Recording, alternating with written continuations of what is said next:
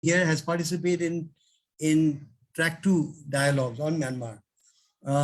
Somint is the managing editor and founder of the Mizima Group. And we've known him for decades, and also for his more than 2 decades in exile.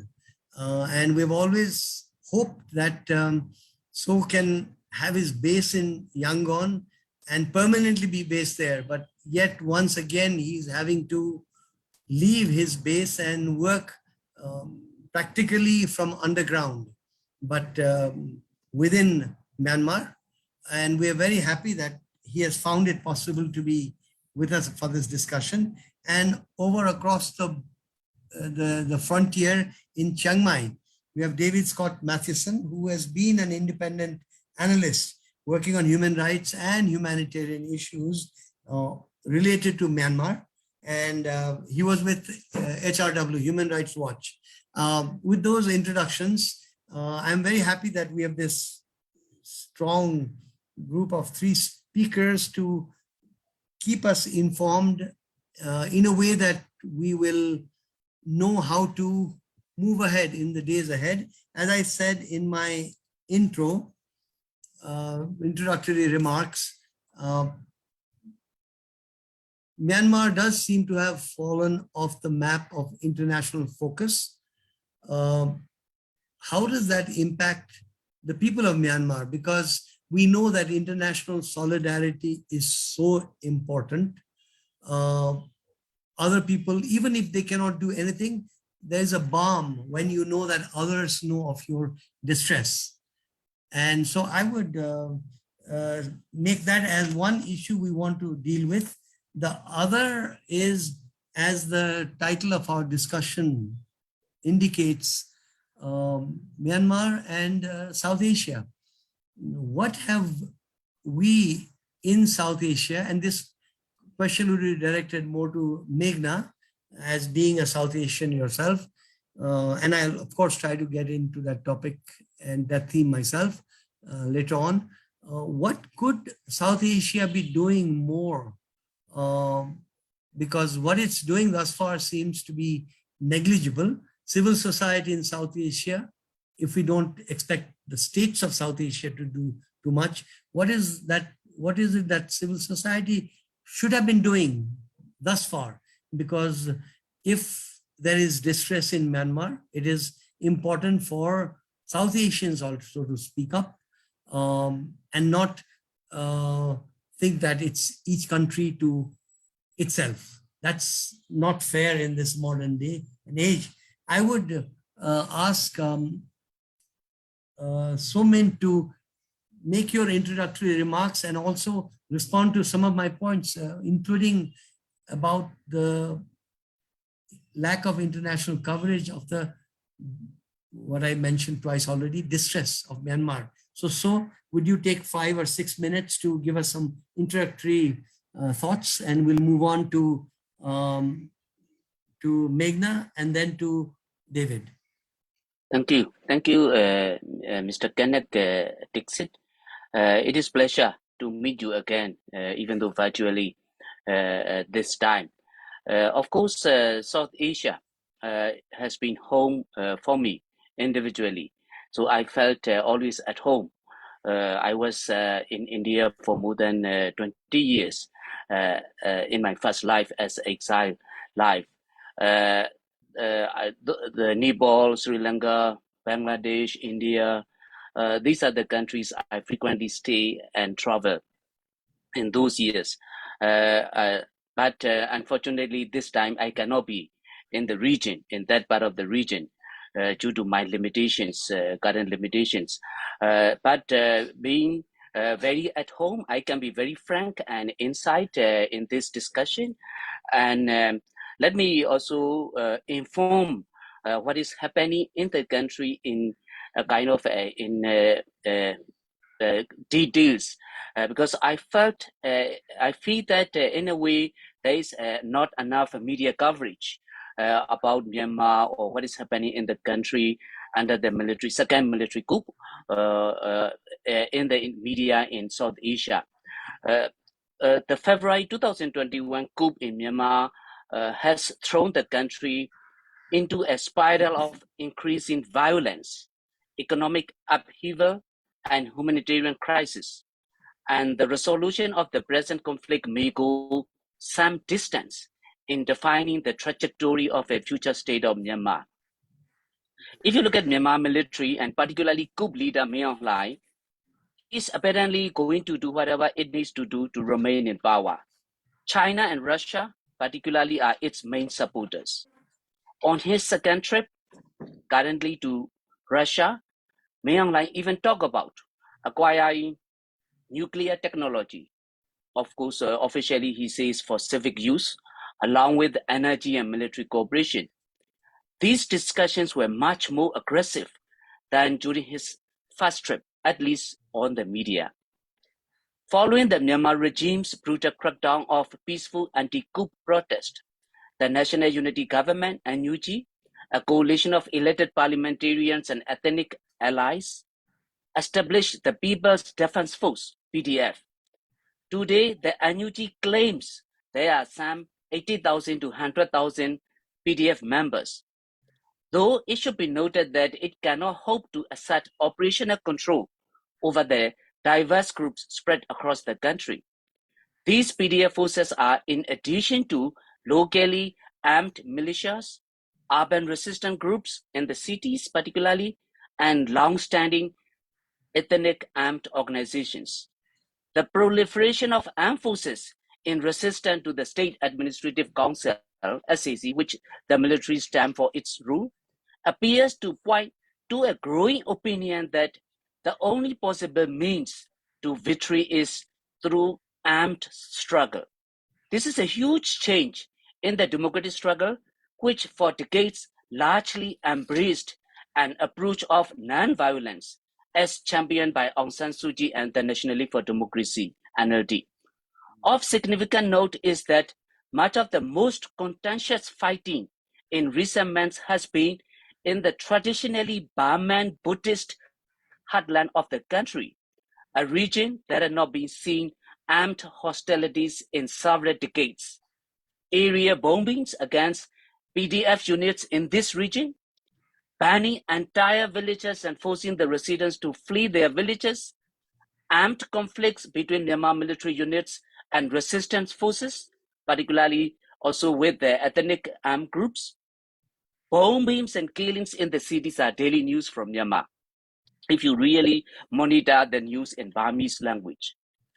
With so many points of armed resistance to military rule, regime forces are stretched thin to address the vast geographic areas of confrontation and simultaneous localized context of the resistance.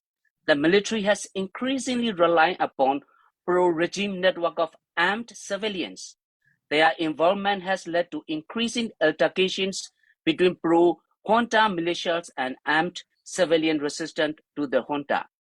It is a worrying trend that could result in long-term bouts of communal violence and frustrate any post-conflict reconciliation, if there is any. The current situation in Myanmar is also extremely dangerous for independent media like us. Myanmar journalists and their families are at constant risk of arrest and torture. For Myanmar, we have 6 of our colleagues were arrested and tortured, and 2 remain in jail until today. To ensure Myanmar can keep operating in post-coup Myanmar, we have adopted one foot in and one foot out approach, whereby we maintain external offices to support our clandestine operations inside Myanmar. But for this approach to be as successful as possible, we need the support of South Asian countries as well, particularly India. Speaking of India, let me be very frank. Tens of thousands of Burmese refugees in India are in need of vital humanitarian support, such as shelter, food, clothing, and water. Unfortunately, there has thus far not been enough support from the government of India for Burmese refugees in India. Finally, on the subject of militarization, there is the risk of renewed fighting in the west of Myanmar in Rakhine State. The informal ceasefire in place between the Arakan Army and Tamaro is under increasing stress, with the Myanmar military's attention focused elsewhere after the coup, the Arakan army, which has not thus far joined the NUG alliance in opposition to the coup, has asserted its control over a wide stretch of Rakhine State. But renewed hostilities could create another Tarita in the post-coup conflict. These hostilities could materialize, for example, if the Arakan army pushed to further consolidate its control over border regions with Bangladesh. There was an armed clash in northern Mongdo Township in Rakhine State between AA and Myanmar military the day before yesterday. 14 border police personnel of Myanmar military regime, including a senior officer, surrender immediately to the Arakan army in the battlefield. Of course, the militarization of the country is also reflected of the ongoing fight for democracy in Myanmar. The coup has, in many respects, brought diverse segments of Myanmar together in ways not previously seen. Having felt firsthand the violence of the regime, the Burman majority has found common ground with ethnic communities that have long suffered from the heavy hand of the Myanmar's military. In short, the people of Myanmar recognize the need to ensure the human rights of all communities, including Rohingyas, in the country if they are to truly realize a democratic state. It is a national liberation struggle for the entire people to liberate from the yoke of the military dictatorship once and for all. To this end, pro-democracy forces across the political spectrum are prioritizing the creation of a federal union. This is a big change from pre-coup approaches to nation building, which tended to be dominated by an NLD-led approach of democracy ahead of federalism.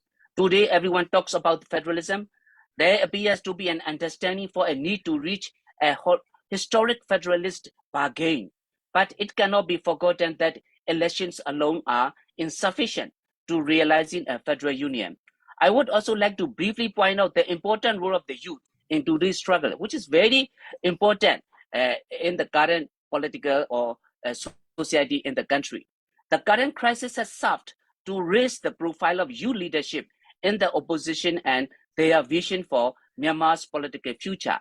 It is a future that may be difficult for many inside and outside the country to currently believe in. The 2021 coup has crippled the country's economy and led to a wide-scale humanitarian emergency. If you look at the UN figures, at least 1,900 people have been killed, 1 million have been registered as internally displaced, some 40 million remain in urgent need of humanitarian assistance, and a recent UNDP report predicts the country's poverty headcount will return to levels not seen since 2005. Moreover, armed clashes have greatly impaired normal economic cycles in large part of the Rakhine region, which is the second largest region of the country. Agricultural cultivation and production has come to a virtual standstill, while many youth from the Rakhine region villages have already joined the resistance forces, particularly the PDFs. To be sure, the economic picture is very bleak. Millions have lost their means to livelihood. The value of Burmese kyat, the current country's currency, has drastically fallen. Inflation has caused the prices of essential goods to almost become luxury items for many Burmese consumers. The price of cooking oil, for example, is around 3 times more expensive than before the coup. Some estimates say 13 million Burmese out of a population of some 55 million are facing food insecurity this year, while the cost of petrol has risen by about 33%. Business companies, both domestic and foreign, are struggling to survive in the country, and or many already gave up and left the country.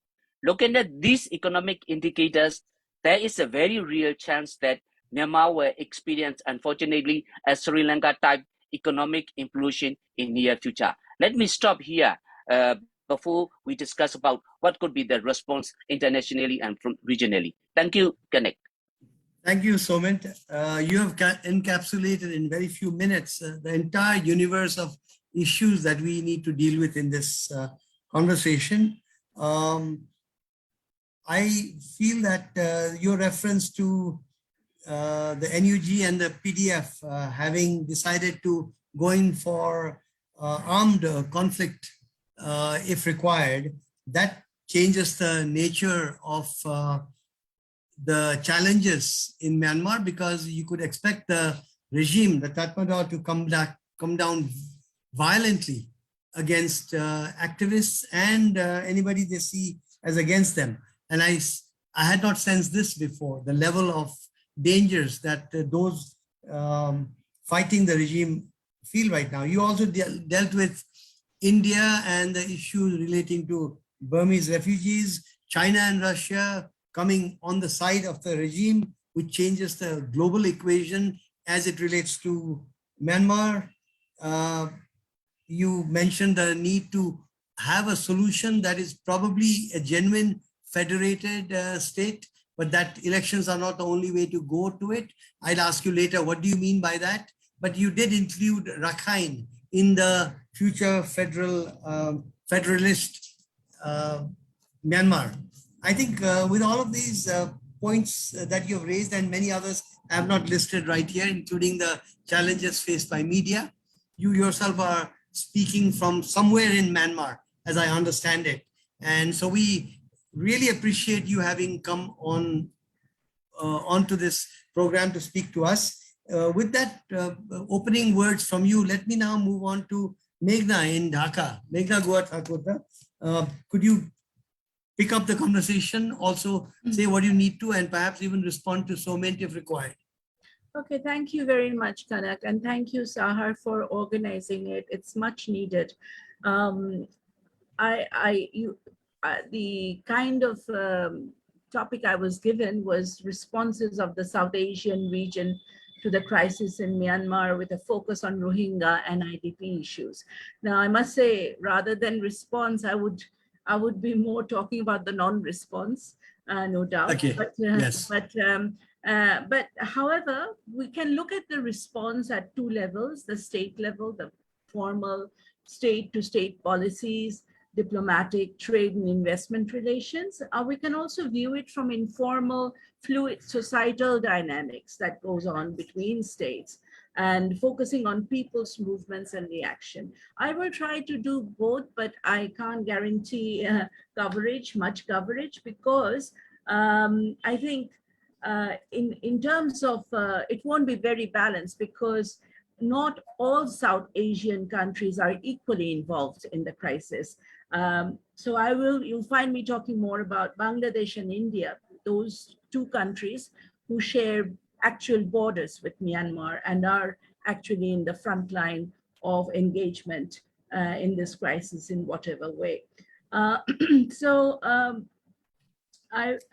Basically, it will mean that another point to remember is that South Asian response is are intricately linked with global power dynamics, and we cannot separate the two. So both at the level of multilateral institutions, UN, World Bank, etc., as well as power politics and geoeconomics, you could say. So let's start with South Asia, and let's get on to South Asia, meaning the country I know best, which is Bangladesh, and then India, and then the global power politics a little bit, if I can, or maybe we can touch upon it later. Initially, we know that none of the South Asian countries are signatory to conventions and protocols related to refugees or statelessness or migrants, whether it be 51, 54, 61, 67. Yet they do host a lot of refugees populations and has been doing so over a period of years. And they have, the Bangladesh faced successive number of influx of Rohingya refugees bordering on Rakhine state as it does from the early 70s. And we see the main focus has always been repatriation.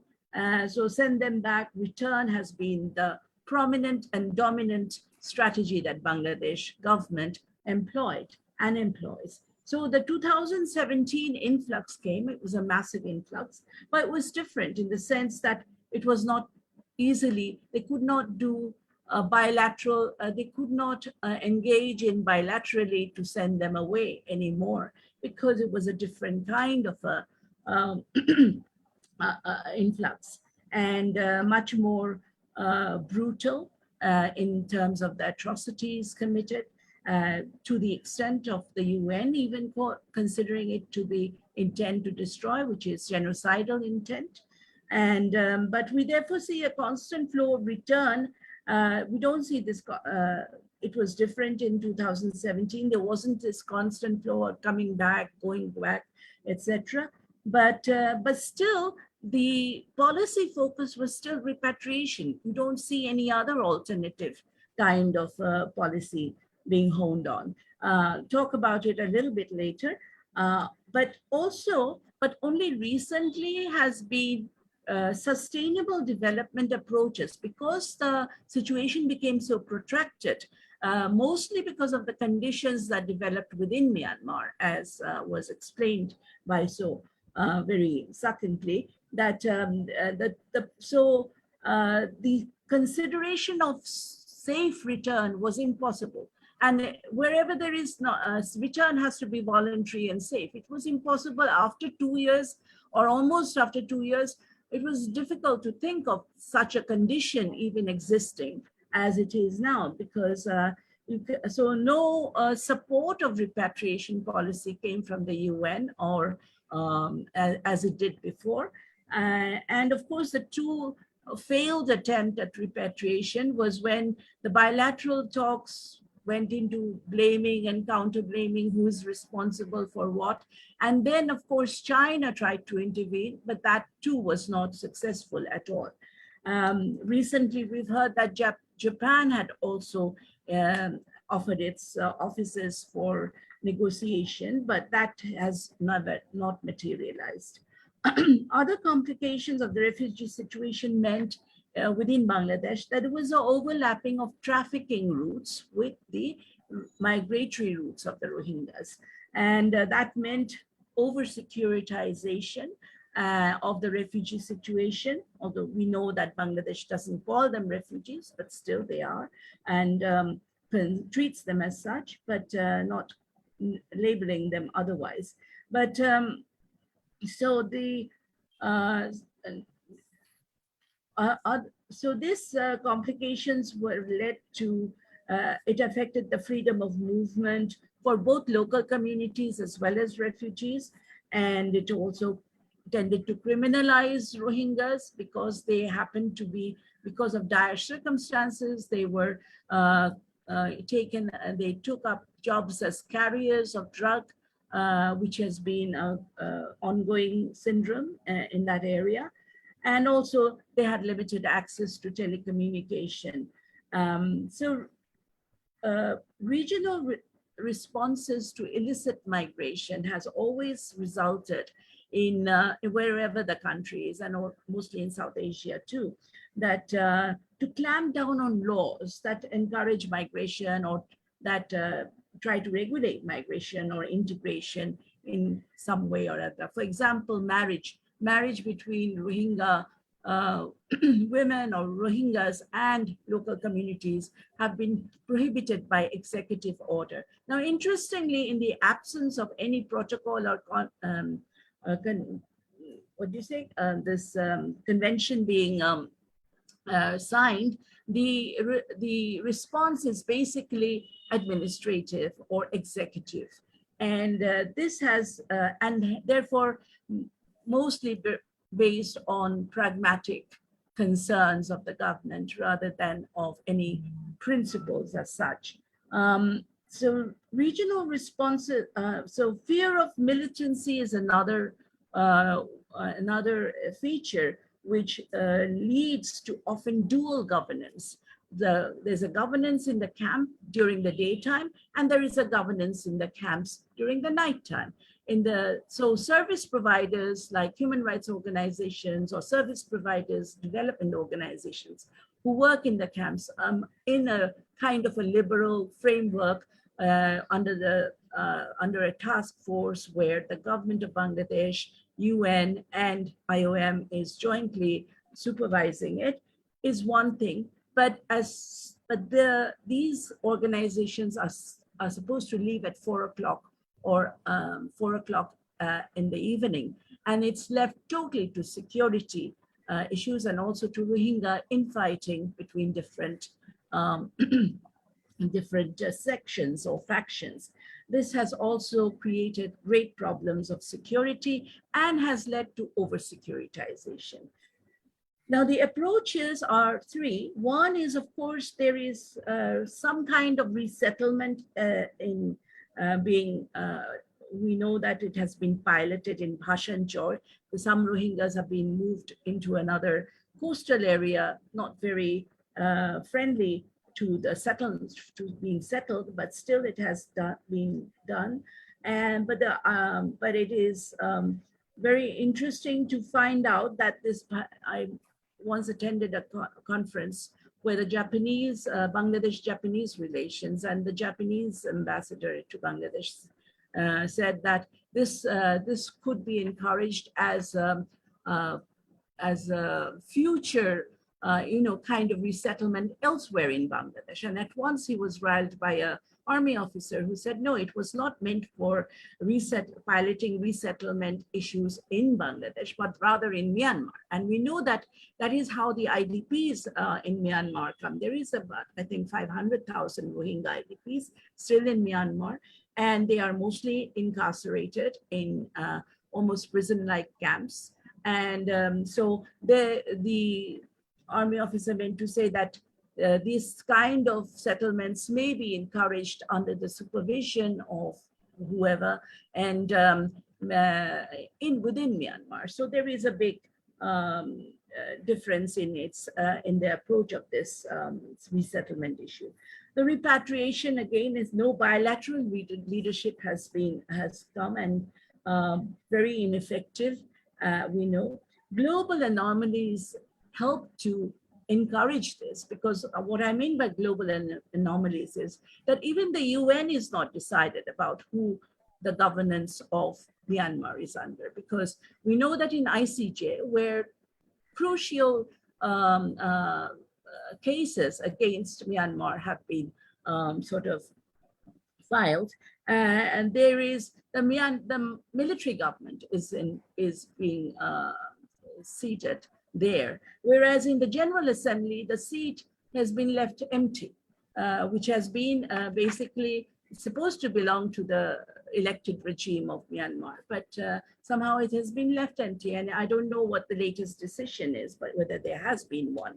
So these anomalies, even in multilateral institutions and UN, who is supposed to overlook the security of the region, has created even further anomalies in the region. About the region, the role of India, very strong national interest in Myanmar. They have common borders along. Myanmar is the only country which has common borders both with India and China. And so the India, and there is, of course, arms trafficking in the Northeast. We've mentioned about arms struggle, and that only leads, we know that during the Tamil crisis, St. Martin's Island, which is southeast of Bangladesh, has been the kind of transit route of arms traffickers to the Tamil rebels. And this has now only been, and by traffickers, I mean those who are doing the trade down on the ground, but also countries which are backing them. We've heard of, I have personally seen footage of Arakan army camps within Bangladesh carrying Chinese arms as well as Indian arms, and et cetera, et cetera.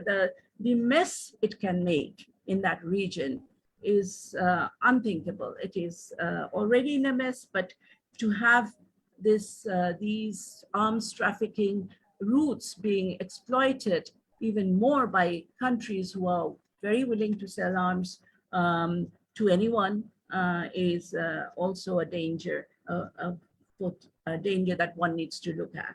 And of course, the port control of port. We know that China has facilitated a port, but so has India developed Sithe, and the control of Bay of Bengal is a big factor in world politics. So this area, which is, and of course, side by side, you do have these World Bank and IMF and others, Asia Development Bank and other multilateral institutions, very much emphasizing connectivity, which can, but actual effective connectivity will really be based on stability of the region and not on exploiting the people that lives in the region. So what we see the absence of, and I'm coming to the end of my presentation here, is basically regional forums that are active, that are really insipid, apathetic to lead, and lacks leadership totally. BIMSTEC, we know, is where both India and China are members, as well as Bangladesh, but it is considered to be too technical a forum, although recently there has been discussion that India may table this, the Myanmar issue there, but I have not seen it developed or evolve too much on that. ASEAN, we know already that it is divided. Indonesia and Malaysia are speaking for the Rohingyas, but and when I was member of the Bangladesh National Human Rights Forum, there was we did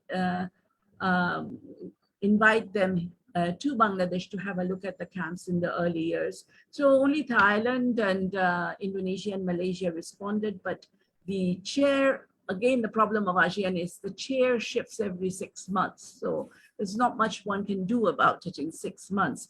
And so if the chair goes to countries like Cambodia or Laos, who are not pro-Rohingyas, they are rather in a big fix. And Singapore is another country which has a problem because I know I'm speaking too much about Southeast Asia rather than South Asia, but anyway, I think we know the divisions in ASEAN, and that creates a problem. And of course, there are resource problems created by the fact that Afghanistan has blotted, first of all, blotted the Myanmar issue, and then now it's Ukraine. And Myanmar is almost a forgotten conflict.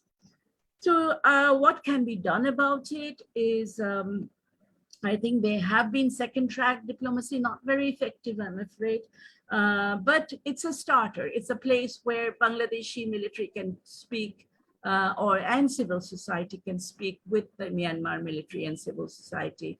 Of course, it's a military supported civil society that we are speaking to.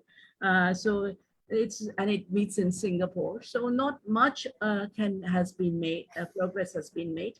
But I think further second track diplomacy, and of course, if the in-person diplomacy cannot be done, then Zoom is there. It needs to be really,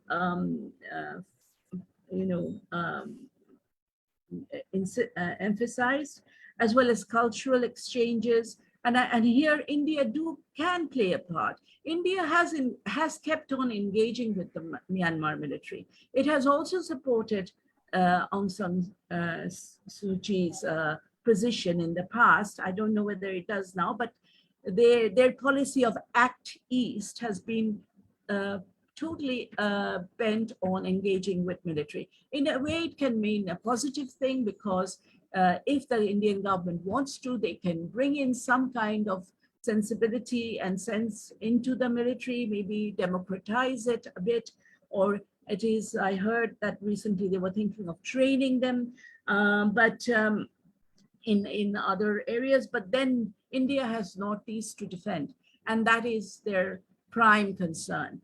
And but Buddhism is a religion which is across India and Myanmar. It has formed a bridge. It has always formed a bridge, and these tourism or exchanges can be encouraged.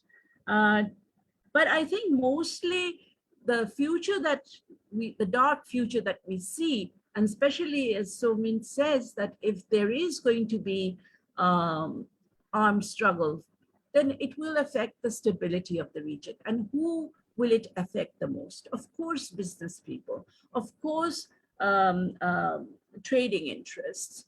And this, and whatever the World Bank is trying to do with connectivity, etc., will be actually disaster, because there will not be connectivity if you start blowing up bridges and railway tracks and roads.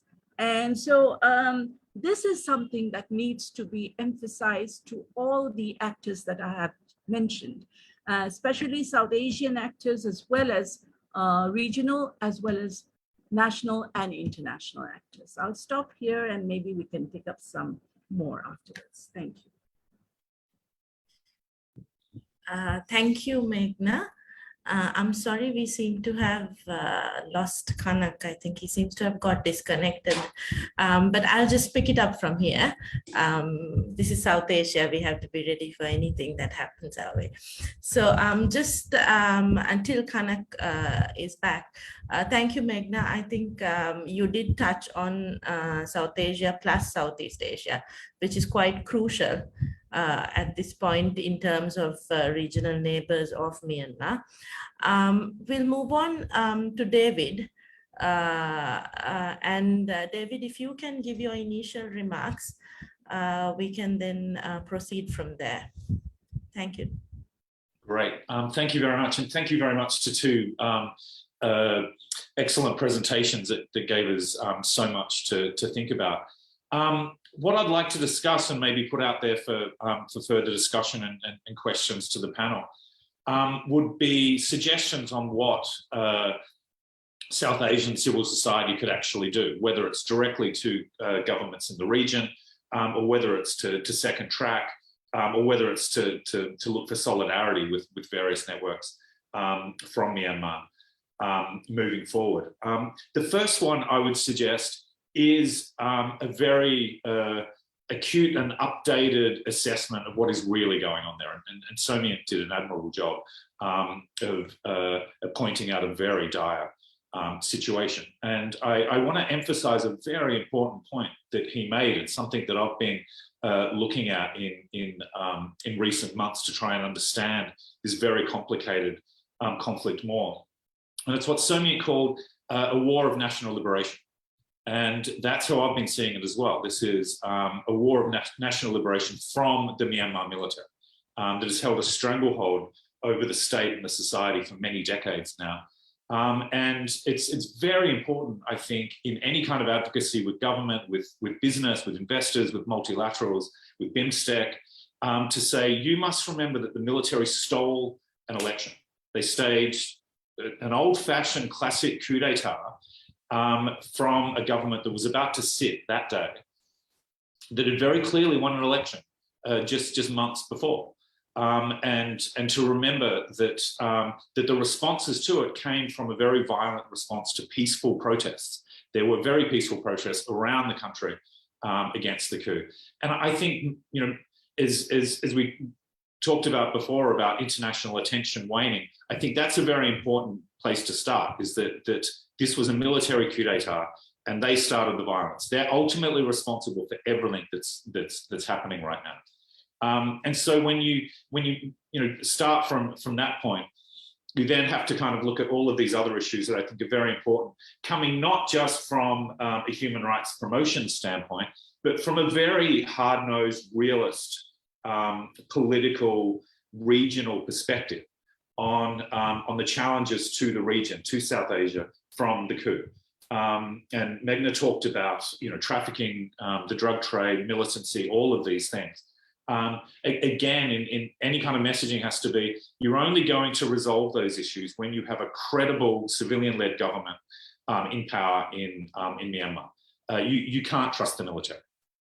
And I think that's something to keep emphasizing and to try and tell people, if you look back over several years of engagement, when India changed its strategy towards Burma, Myanmar, in the early 1990s, India kind of prides itself on understanding the military and being able to get along with all sides here, but it doesn't necessarily have any more influence than any other player. It doesn't necessarily have more influence in the United States.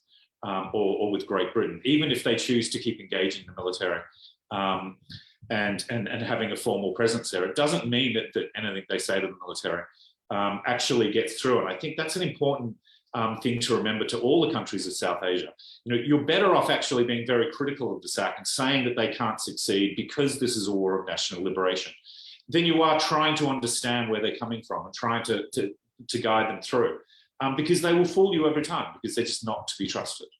And then to look at some of the things that they're actually going to be trying to do in the next year.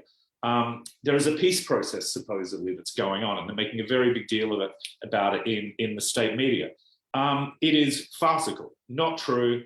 I think it's the role of South Asian society, civil society that cares about Myanmar, to actually take a lot of excellent information from Myanmar independent media, not just Myanmar that So Mint runs, but many, many others, and actually go, look, this is updated information that challenges the SAC's narratives. You just can't trust it. There is no peace process, and there is no sincerity to have a genuine peace process.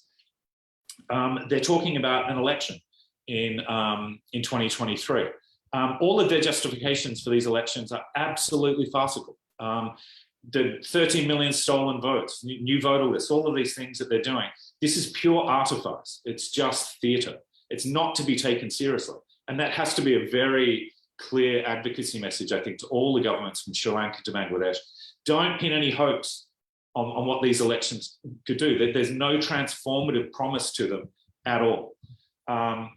If you're going to talk about humanitarian assistance, which is affecting Bangladesh as 1 million Rohingya, there's no repatriation looming in the future, and probably won't happen, definitely would not happen safely under this current military regime. And so Bangladesh needs to think of what kind of central authorities they want to deal with in resolving the repatriation issue. In terms of allowing cross-border assistance to refugees, I do think that India and Bangladesh could learn quite a lot from what's happening on the Thai border. Very clandestine. It's fraught with challenges, but there is a way to do that. There is a way, I think, to actually support the humanitarian angle of this. In terms of diplomacy, I think it's very important for all the countries of South Asia to do what increasingly we're seeing in ASEAN, in Southeast Asia, and definitely in the West. And that is genuinely talk to all parties of the conflict. Don't be restricted by what the SAC, by who the SAC tells you that you're allowed to speak to. Speak to the National Unity Government, speak to the ethnic armed organisations, speak to strike committees, speak to exiled politicians. Very, very important to listen to civil society from all parts of Myanmar. And once you have that set of very clear advocacy messages, definitely engage with government and engage with second track diplomacy and others, and completely update as things change. And unfortunately, as So Mint says, things are probably going to get a lot worse. And I think, and this is my final point, I think we need to keep a sense of urgency. I think we need to keep reminding ourselves that things are not improving. I hear from a lot of friends in Rangoon that, oh, things are fine. Well, they're not fine, actually. There's explosions and assassinations and arrests. There's 10,000 people in prison. Things are getting actually worse. There's been more fighting in different parts of the country in the past couple of months than since the coup. Things are not getting normal. They won't get normal anytime soon. And I think pressing that urgency and that the State Administration Council cannot be believed are really important messages to send to all of your governments in South Asia. Thank you. Thank you. Thank you, David. And I'm sorry there was a brownout here in Kathmandu. And so I was incommunicado for a few minutes. But thank you so much for what you had to say, coming as the third and last speaker. And your last point about keeping a sense of urgency in our minds. This is indeed why I believe SAR has called this particular meeting amongst us, to inject a sense of urgency into whoever may be listening to us right now or later in the YouTube broadcast copy that will be there. Meghna spoke about the apathy and laxity in South Asia among the states. And I think definitely there is apathy in relation to ASEAN. We can certainly critique the ASEAN's response, but at least they are being challenged. What I find interesting, and I'll address this question to Meghna first, the civil society in South Asia. For us, other than this meeting and maybe a few others called by some other organizations, Myanmar is very far away. And if there is any apathy anywhere, it is among those Democrats and fighters for democracy in South Asia when they see what's happening in Myanmar, knowing the history of the struggle of the people of Myanmar for democracy, having hosted refugees in South Asia, particularly India, but also Nepalis also have links to Myanmar. Bangladesh is completely invested in Myanmar right now because of the Rohingya crisis. Still, civil society is not able to come together in South Asia, even on Zoom, even online, to speak up for the people of Myanmar. Is there any way out, or is this just the way it's going to be, Meghna? Yeah, you mentioned this laxity in South Asia. Actually, in a work that I did, people in northern Bangladesh are not even concerned about the Rohingyas. I mean, how come I will go to India and say, be concerned about Rohingyas? You know, even it seems to be, and because of the containment of Rohingyas within a particular region of Bangladesh, this has an effect. But at the same time, I would say the Rohingya crisis has actually created quite a lot of interesting phenomena which can be learned from and can be replicated elsewhere. For example, before, I mean, our organization used to work with the refugee camps, the camp registered refugees, as they say, from 2011. So we're not new to the area. So even in 2011, I've been trying to get civil society activists to go there to do, work for the rights of refugees or work for the local community and the rest, because there's massive violation of human rights. If you look at women in that community, as I said, intermarriage, polygamy, early marriage, you name all the evils and you'll find it there. I once met a 19-year-old girl who has faced all the violations that there is in the civil penal code against her. And I couldn't get a single very few limited legal rights organizations who were working there. But now with the Rohingya crisis there and it having achieved this protracted status that they're here to stay. So how can we handle this? So now they're being, going there. So it has, I think traditionally civil society is not used to thinking refuge. I mean, it might be different in parts of Nepal, it might be different in parts of Bangladesh or in parts of, say, India even. But traditionally, civil society concerns have not been refugee concerns. And they do not know how, and I know that we are the NGO leaders of the world. I mean, the biggest NGO is in Bangladesh, etc. But they have never handled refugees. And that was the first difference that I felt when I was working in that area, that here we have been working. It was a handful, few NGOs who were working under the auspices of the UN, UNHCR or IOM or whatever, who knew about migration and refugees. But migration and refugees is still in the margins of concern of civil society. So I think that has to change. And academically, as well as in terms of campaigns, etc., this has to be changed, because the kind of world that we are living in, I mean, who knows, the next tomorrow we ourselves will be refugees. Yes, yeah, indeed. In fact, this is the point I had wanted to make earlier. One reason perhaps the countries of South Asia, as well as the civil society of South Asia, are not paying enough attention to Myanmar on one side and even Afghanistan on the other. Might be that all of us are also roiled by problems within each of our societies, but that is not, should not really be an excuse. So let me turn to So, who has spent time, many years, almost 2 decades outside Myanmar, and having understood what it takes to get the rest of South Asia, India in particular, interested both in the refugees as well as the political situation, the various insurgencies and armed conflicts. And now that it is becoming actually much more violent, as you mentioned, so than before when the NLD espoused non-violent activities. But now that the NLD and the PDF also find that the way out is through armed,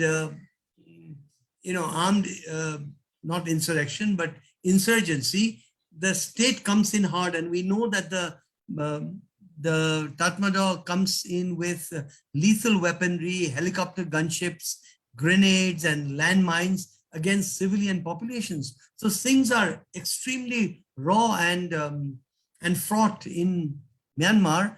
So the question to you, So, is what do you think the people of Myanmar can expect out of South Asia? Thank you. Definitely, Myanmar needs a concerted international response to the crisis, to the present crisis. And this includes an effective regional approach, including South Asian countries. To be very frank, the positions at present taken by certain South Asian countries on Myanmar are frankly very pathetic and ignorant. Governments appear eager to accept whoever is in power in Myanmar or with whatever it means for the people of Myanmar. But I would argue that this approach runs against the interests of South Asian countries itself. In short, the national interests of South Asian governments must come to be understood as best secure by the victory of the anti-junta and democratic forces. We have to learn lessons from the past, in my opinion. I have seen this in my life, first life in exile, and now second time military coup coming. Many of governments in the region made mistakes in 1990s and in 2000s, working with the generals in Myanmar. Then when the country opened up for a democratic transition, what was your role? What was the role of these governments in Myanmar? Were they play a role in the democratization, or who play a role? So we have to learn lessons, definitely, from the past experience. To be very frank, what many in the NUG and opposition in general would like to see is a commitment on the part of the international community, also from the regional countries, to arm the resistance in their fight against the military regime. I am not saying this lightly. I know the consequences of saying this, but I'm saying that they expect the international community to arm the resistance in their fight against the military junta. They look at Ukraine and ask, why is similar assistance not coming to us? They do not want to live in a world where a country's military can violently operate its own citizens with impunity, not 1 year, not 10 years, and decades. And they are not going to bow down this time at all. Of course, the Burmese people also ask themselves, ourselves, if international support in the form of arms is realistically possible. May not be. Short of this commitment to armed struggle, international actors, including the regional governments and the countries in the region, should refuse to recognize Myanmar's generals as the country's just rulers. That, I think, at least that step should be taken up by the governments in the region. They should sanction the military and its economic interests, because the military is in power, one, because of their own economic interests. And the governments in the region should deny the regime the use of international banking mechanisms and stop the shipment of weapons to the regime. At least do this. And civil society organizations in the countries, in South Asian countries as well, you should please ask your governments to at least do this, in my opinion. Lastly, humanitarian assistance. The assistance should go directly to the people. It should be cross-border, because I am in the border, I'm living in the border areas of Myanmar, and I have seen these areas in the last 16, 17 months developed, I would say, and more and more controlled by the forces, resistant forces against the military junta. And you should definitely try and work for cross-border humanitarian assistance that reach to the people, not through the military regime. I am saying this, friends, to my friends, because this regime is going to fall apart. This regime is going to fall apart sooner or later, and you need to see that time, even from now. Of course, I would also say there are also measures that Burmese opposition groups should take and can take on their own. There continues to be a lingering sense of distrust among various opposition stakeholders.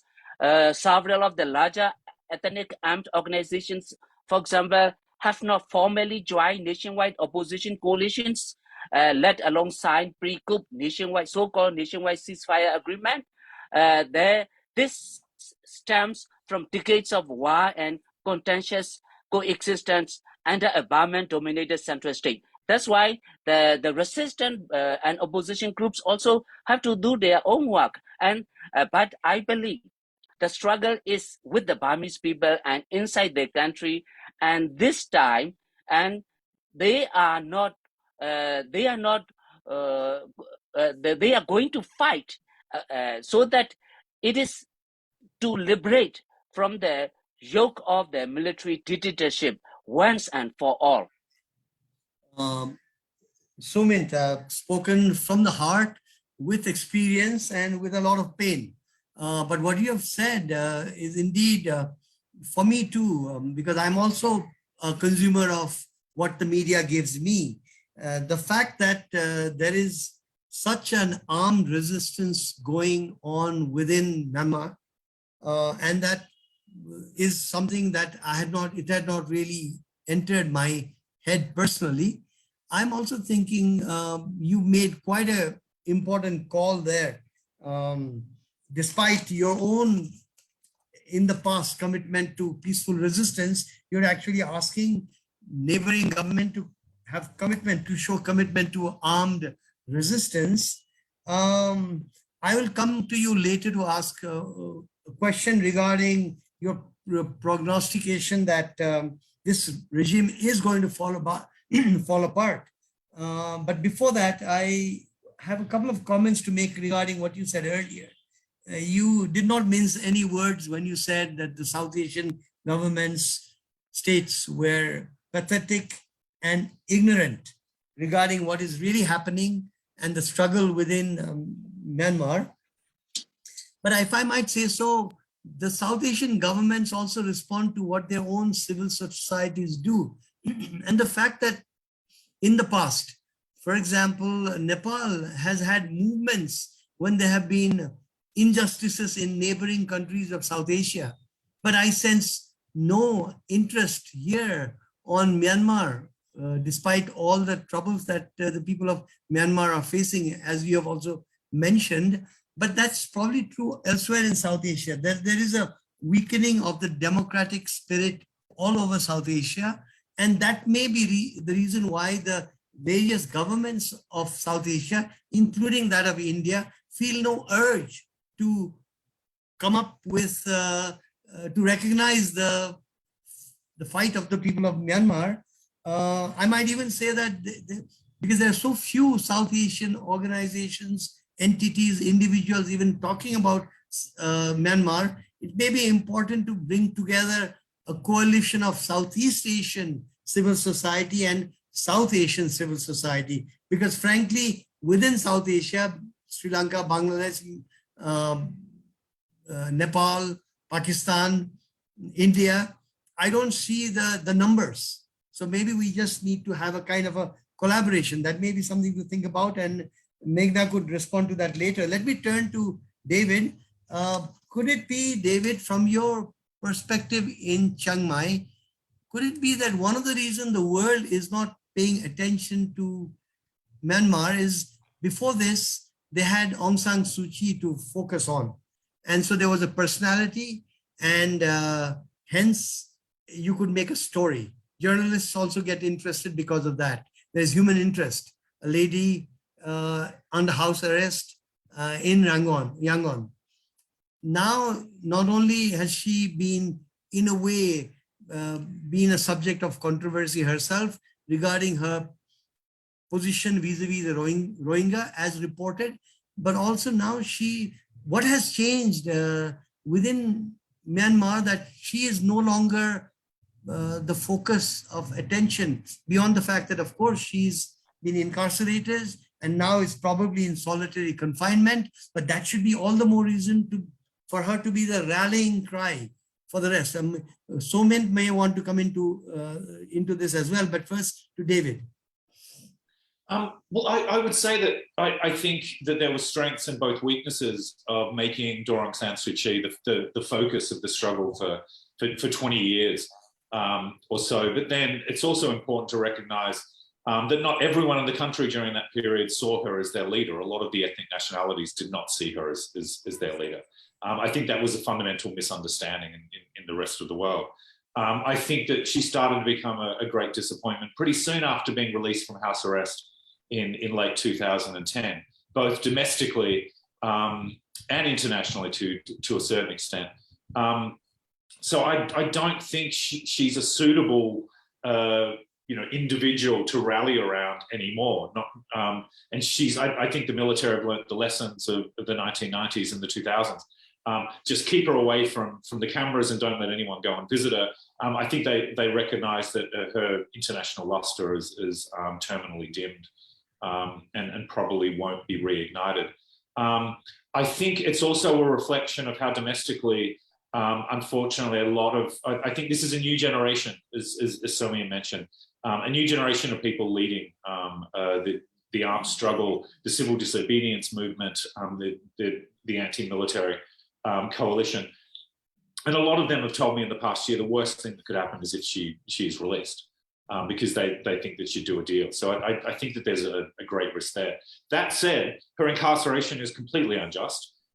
It's a series of show trials. All of the leadership of the National League for Democracy, even with some of the faults in how they went about winning, it was still a clear victory to them. They don't deserve to be in prison.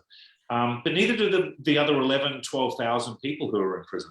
And so I do think any kind of international focus on looking at people who are in prison should really broaden it out to look at younger people and people that have taken a very prominent role in the post-coup resistance, and not make the mistake of making it all about one person again, about making it a generation and about profiling and updating a generation of journalists, of activists, of intellectuals, and of people taking up armed resistance. I mean, there's quite a few friends of mine that I could never have imagined picking up a gun before the coup, and now in the jungle fighting.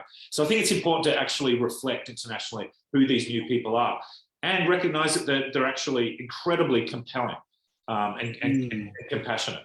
But just to kind of finish on that point of yours, I think it's also important to recognize the world's been traumatized in the past couple of years by the pandemic. People in Sri Lanka, I think, are quite rightly looking at the economic catastrophe that they're facing. And so that's why I think, looking at how to construct a more accurate set of advocacy packages to to government is really important when you do actually get their attention, and when you do try and kind of grab them out of their lethargy when it comes to Myanmar. Yeah, 14,000 in prison, 1 million refugees, out of which 700,000 is refugees created over the last couple of years.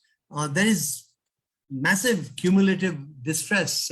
Let me turn to Somint one more time, and we should end in about 20 minutes or so. I'll have a few more questions, and you can also put in your own ideas. But so you predicted very vehemently that this junta is going to fall apart, and therefore we all have to be ready for what comes after. And you also seem to say that with some sense of foreboding, that there may be other problems that will rise as the military regime collapses. So one question to you, and this is so important because you are in there, you are in the fight, so to speak, and you're speaking from the heart and with your experience of all that you see around you. One is, how do you see this junta falling apart? Why? And secondly, what might be the things to look out for so that it doesn't mean like we jump from the frying pan into the fire in Myanmar? Thank you, Kenneth. Let me also touch the issue of Aung San Suu Kyi as the leader pitched by the international community in the first period of the struggle between 1988 and 2000 something. I made a point on 8th February when I had a meeting with the international journalist. That was 7 days after the coup. I made a point that that what is happening now and what is going to happen in Myanmar immediately after coup was not and is not about individual. It is not about one person. It is about the people, particularly young people who have lost their dreams, who have seen a little bit fruit of democracy or democratic space limited, and they lost their dreams entirely with one stroke of the military coup on 1st February 2021. So that was very clear for me and for many people. We had 5 million new voters in 2020 who basically made a kind of a decisive factor in who is going to be winning the elections in 2020. If you remember correctly, before 2020 elections, many people were talking about that NLD might not win the landslide victory. NLD might win something like 60%, and USDB military backup, they will get some. But NLD won the landslide victory because of the youth, that 5 million youth who voted and who basically came up and in that direction. So the struggle is again definitely, of course, Aung San Suu Kyi still enjoy quite a lot of sympathy, support from a large populations, particularly the Burmans, Buddhist majority. But if you ask, I think the young people, are they fighting for her, or are they fighting for what? They are fighting for their own rights. It is very clear. So that is one. Secondly, of course, just 1 second. There needs to be a lot of significant work done to be done in exploring the possibilities for various aspects of a federal union. Here, I would like to point out, because that is still a long way to go, in my opinion, because after the fight against the regime is won, which it will be, as again, because why we are saying that. I want to first I want to get to, in fact, I would like to wrap up talking about the federalist future that you see. But first and foremost, what are the indications that this regime will fall apart? One, it is now more than 16, 17 months. The military regime is not able to run the country. First of all, if you look at any parts of the country, any parts, even Yangon, Naypyidaw, it is not under their control as they wish to and as they want to. There are bombs, explosions, and anyone is unsafe, feeling unsafe. Something might will happen if I go out of the house. That is one. Secondly, the economic upheaval is really paining everyone in the country. Even medicines are getting scarce, let alone basic commodities. Even medicines, I cannot get my medicines if I need. Of course, if that will be more expensive than before. So we are getting hit of the economic pains, and there are people, several disobedience movement joining, and above all, again, armed struggle. We have seen more and everyday casualties of the military regime. If you look at a fight, any sport in the country, who suffer most? It is the military regime, which is getting killed or getting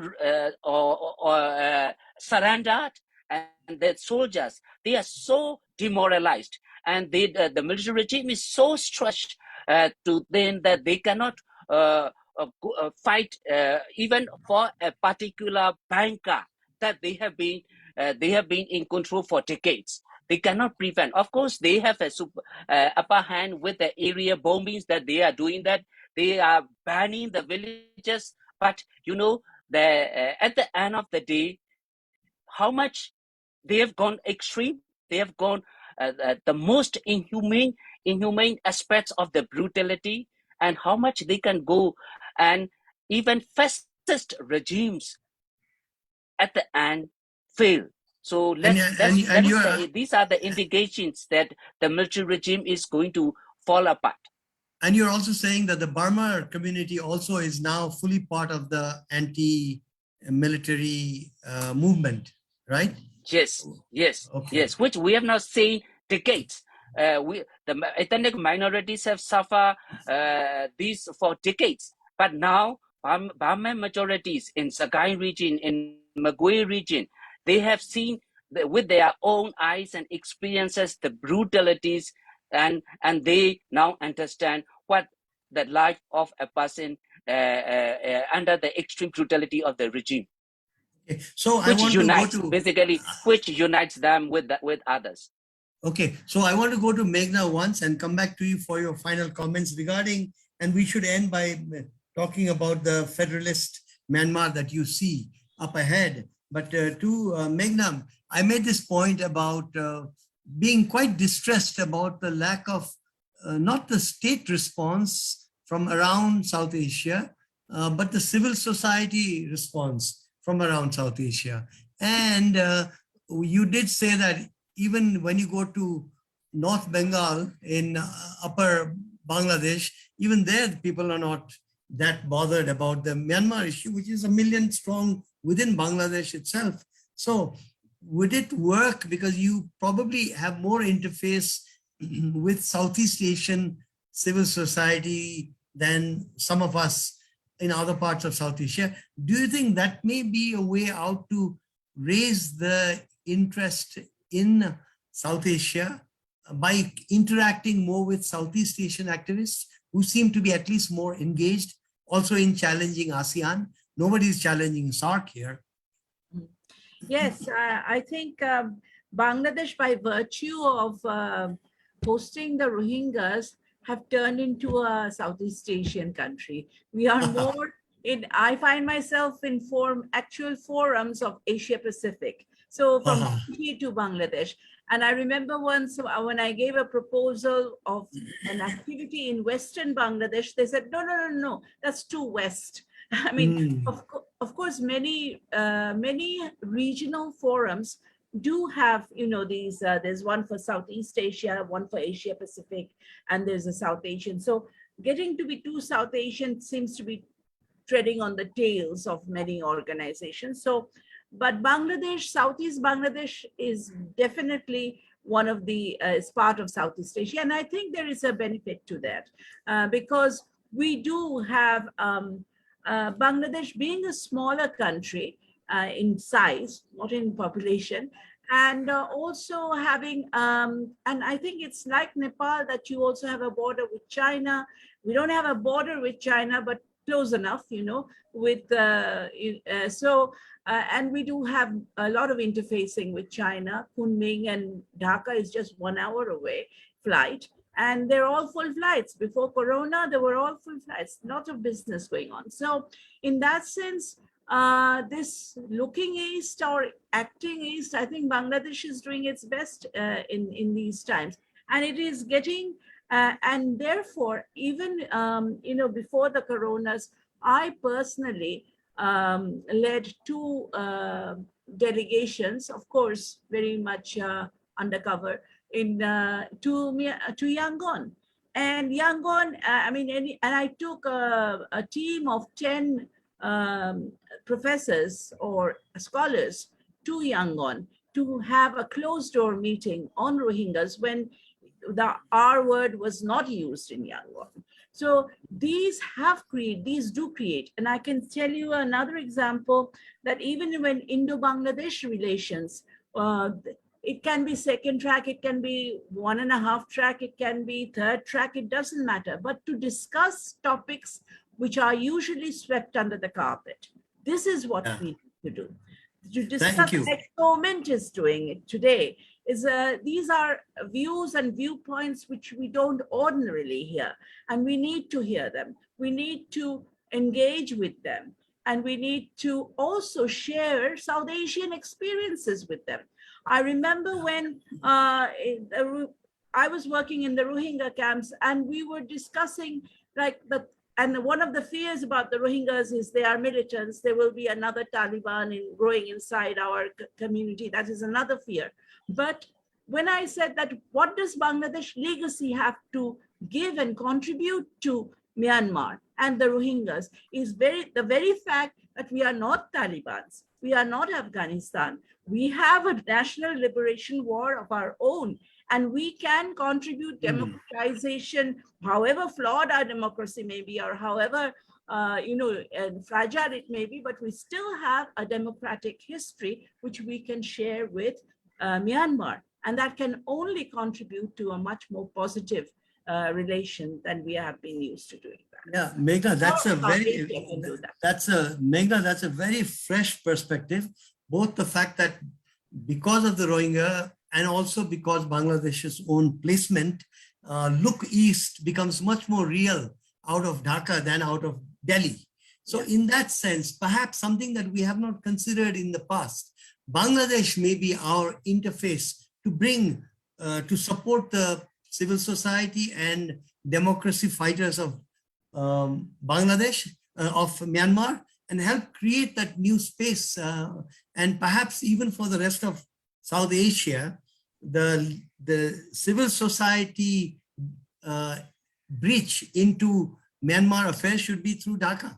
And so you please keep that in mind because it seems much more real out of Dhaka from what you're saying than out of some other capitals of South Asia, including Kathmandu. Let me quickly go to David. David, how do you respond to this discussion regarding making the outside world and the neighbors more alert to the suffering and the challenges and the fight being put up by the people of Myanmar, of the various nations within Myanmar? I think that there's got to be a more effective conveyance from all of these groups themselves, the National Unity Government, the ethnic armed organisations, the resistance writ large, to appeal to the outside world. And I think the acting president, Lashila, has been trying to do that. And I think the foreign minister and some of the other ministers. However, I think that there needs to be a far more urgent communication strategy around the world. and the kind of more active diplomacy. And I think there's a tendency in some of the exiled parallel government to kind of gravitate towards friends, the Americans and other Western countries. And my advice would be, look, you've got to convince South Asia and Southeast Asia and ASEAN and Japan and South Korea and all of these countries and China, quite crucially, that they're a viable alternative government, that they won an election, whether you agree with democracy or not. And also try and convince them that, look, this could get a hell of a lot worse. This is all the military's problem. If you all band together and put pressure on the military, that might actually dislodge them or make conditions for a genuine negotiation more feasible. Right now, mediation is just not feasible. Negotiations are not feasible. Right. So that's what I would suggest. And emphasizing the role that the international community writ large has. It's not enough to say, oh, it's out of our control and we've got other things to worry about. Don't keep saying that Myanmar is the cause of all of these problems if you're not actively trying to improve them and support the people who are fighting against them. Okay, thank you, David.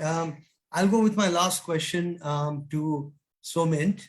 And this refers to the federalist future that we've all talked about, and not only in Myanmar, but other countries of South Asia who are federalist in name, but not federalist in reality, and to see whether there may be an experiment out of Myanmar that may actually be good for the people of Myanmar, but also something to be learned by others around South Asia.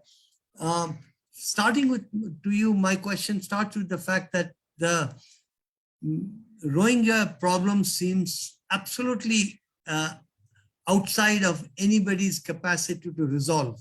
They will not go back, they cannot be sent back, and under the Tatmadaw, there's no way that situations would improve for anybody to want the Rohingya to go back. But on the other hand, they have to go back home. Perhaps one answer even to the Rohingya problem, which is a subset of the Myanmar problem, could be a truly federal Myanmar, which has some formula that you'll have to tell us about, which will also help solve this problem. But beyond the Rohingya problem, the larger federalist Myanmar that you talked about, how would that shape up? How does it look to you? The military coup, this coup in February 2021, in my opinion, is a blessing in disguise. That the Burman majority, the Buddhist majority, now understand, with their own and sufferings and pains, the sufferings of the ethnic minorities who have gone through all these decades under the military regime. Now they are talking of, and they are working definitely together for a federalism. But what the need is, whatever work can be done to identify a common version of federalism for the country. Even prior to the return of the democratic governments, I think it is the better the chance that the country will not once again revert to a state of civil war, because it is important, and they realize, many people realize that there has to be a common version of federalism. I think that has to be done. That has to be worked out. So you're suggesting that there should be a common vision of federalism even before democracy arrives, and that federalism would be by linguistics, by ethnicity. Am I right? Yes. Accommodating, living together, working together, if we want to be a part of a future federal country or federal setup. That I think that, of course, there are attempts and they are ongoing that we have to recognize. That's why I agree with our colleague from Bangladesh. Sharing the experience from the regions is very important. The experience coming from Bangladesh liberation struggle, I know Bangladesh has a lot of challenges, including in terms of religious fundamentalism. But Bangladesh has come out of this. Bangladesh has had rich experiences to share to share the people in Myanmar. That I think would be we should be doing. Why the fight against the military regime is also going, because again at the end of the day, this military regime will fall apart, and Myanmar should not go back, should not continue to witness another state of civil war. So Mint, with a lot of perspective and courage, you have said that you actually welcome for all the suffering that you personally have been undergoing as well, and your partner, Tintin, and all your colleagues within Myanmar, and having to stay underground and move from place to place. We feel for you. And on the other hand, even under such moments of distress, you have come out with a very clairvoyant message to the rest of us in this program and around South Asia, and I dare say Southeast Asia, that the 1 February 2021 coup was a blessing in disguise, you say, because it brings things to a head in Myanmar. And something else that we learned is the level of armed resistance that's going on, that the world needs to understand. And it's an armed resistance for the future of Burma, including for the future of democracy in Burma, and which would be, as you suggest, a federalist future, which is something that has been talked about, but has really been shunted aside for so many years. So maybe that is what you mean, that this common vision for federalism, which should happen even before the fall of the junta, but something that is triggered by 1 February 2021. As for the rest of us, I will repeat what I suggested earlier to Meghna, as I thank David and Meghna and you, Somint. Perhaps what is required, depending on which way COVID goes, is a physical meeting in Dhaka to discuss Myanmar, including the Rohingya, but beyond the Rohingyas issues. I think such a meeting may lead to some light at the end of the tunnel, at least for the rest of us in civil society elsewhere, feeling frustrated about what's happening, but not being able to do enough about it. So, but on the other hand, SAR has been very good in organizing this meeting between us. I think what is contained in our discussion is vital. So I would ask Diksha, in thanking you also for personally, and Anusaya for having brought us together, to do what you can to ensure that there is maximum sharing of the tape of this program, because I do believe it contains some vital elements for the future, for South Asia, Southeast Asia, most importantly, people of Myanmar. I conclude this session from my side. Diksha, some thank yous from you, and we should end up. Thank you, Kanak. And definitely this is a discussion that has to be taken forward with whatever from suggestions that have come from all of you all. And it is very important that we take it forward. So thank you to all of the speakers once again. Thank you for your valuable insight, and we'll be in touch on how we can carry the message forward. Thank you. And Somint, stay safe, stay very safe. Yes. Bye. Thanks, everyone. Bye, everyone. Bye-bye. Bye-bye.